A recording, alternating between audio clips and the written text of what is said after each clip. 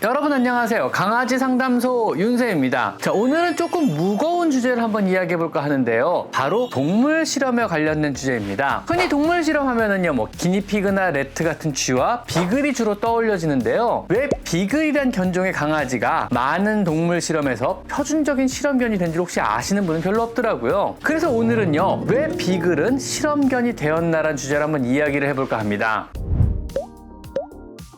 여러분은 실험동물에 대해서 얼만큼 알고 계신가요? 여러분이 사용하시는 화장품이나 샴푸 혹은 다양한 제품은요, 동물 실험을 거친 것일까요? 아닐까요? 의학과 약학, 아니 생명공학 자체의 발전으로요, 우리 인류의 수명은요, 많이 늘어나고 있습니다. 또한 과거에 비해 많은 편리를 누리고 있는데요. 과거에 비해서 우리 사람은요, 더 건강하게, 더 오래 살고요, 더 편리하고 안락하게 살고 있는 것은 사실입니다. 하지만 그 이면에는요, 수많은 동물들이 우리 인간의 건강과 또 편리함을 위해서 희생되고 있는 건데요. 과연 이들의 희생은 정당한 걸까요? 윤리적으로는 맞는 걸까요? 한 번쯤은 생각해 봐야 할 때가 된 것 같습니다.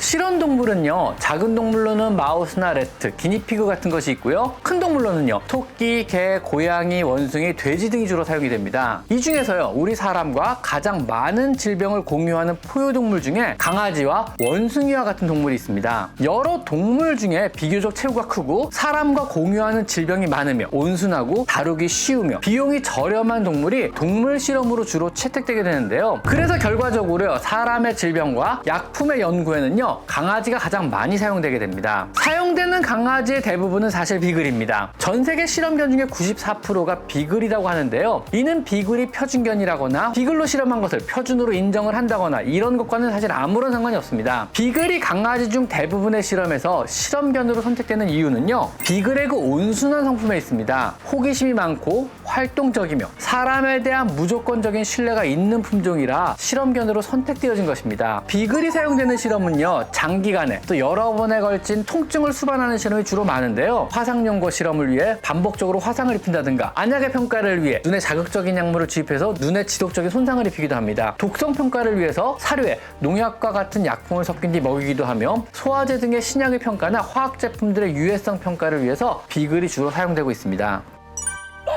다른 대부분의 견종이나 동물들은요, 한 번의 실험으로 자신이 아팠거나 혹은 통증을 느끼면 더 이상 사람을 신뢰하지 않고 피하거나 오히려 공격성까지 보이게 됩니다. 이건 당연하겠죠? 하지만 비글이란 견종은요, 사람에 대해 다른 동물과는 조금 다른 반응을 보이는데요. 예를 들면은요, 화상 연고나 화장품의 기능 연구를 위해서 피부에 화상을 입히고 화학적으로 계속 자극을 주는 이런 고통스러운 실험을 해도요, 고통에 몸부림칠 때도 웬만해서는 반항하거나 사람을 공격하지 않고요. 또 잠시 뒤면은요, 같은 실험을 반복하려고 시도해도 다시 꼬리를 흔들며 사람에게 만져달라, 안아달라며 다가오기 때문입니다. 얘네들이 무서워서 멈칫멈칫하다가도 그 사람의 잠깐의 손길 때문에 다시 다가가서 안아달라 그런대요. 이들이 사람에 대한 무조건적인 신뢰와 사랑이 아이러니하게 이들을 온갖 실험으로 고통을 주고 있는 것입니다.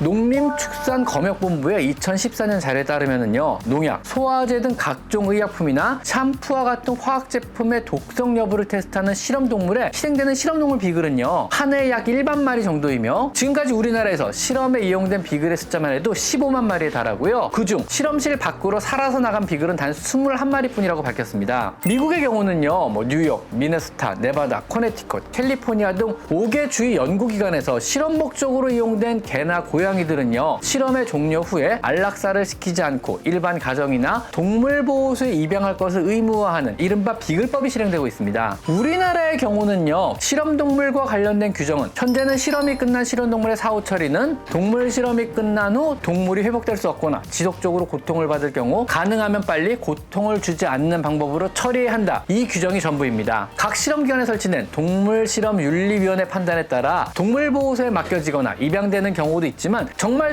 극히 일부에 불과할 뿐 사실상 안락사에 처해지는 경우가 거의 전부 다입니다. 이제는 선진국에 들어간 우리도요, 다른 여러 선진국처럼요, 비글법 같은 것이 제정되었으면 좋겠습니다.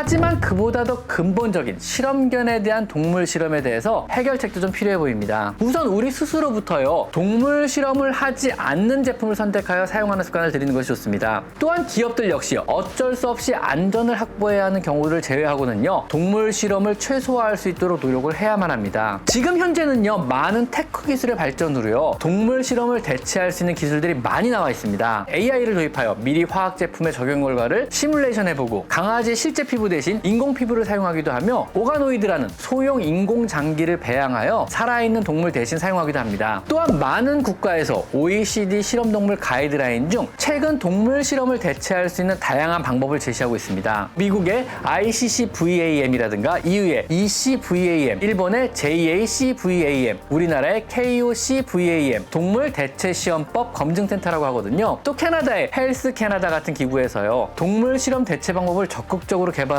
또 적용을 하고 있습니다. 이제는 우리도 한번 생각해 봐야 할 때가 된 것 같습니다. 우리의 안전과 편리를 위해서는 어쩔 수 없다고 하지만은요, 과연 윤리적으로 타당하고 정당한가는 이런 문제 말입니다. 그래서 어쩔 수 없다면요, 해야만 한다면은요, 이들의 피해를 또 고통을 최소화하고요, 우리 인간들을 위해 고통스러운 실험에 참여했던 아이들을요, 안락사하지 않고 여생을 편안하게 도와줘야 하지 않을까요? 동물 실험을, 비글을 사용한 여러 실험을 대체한다면은요, 아마 비용과 시간이 더 많이 들지도 모릅니다. 하지만 그 정도의 사회적 비용의 증가는요, 이제는 우리 모두 감당할 수 있지 않을까요? 인간의 이기심으로요, 인류애나 생명에 대한 존중이 사라진 세상은요, 우리가 추가적으로 지불해야 할 비용보다 훨씬 더 참혹할 것입니다.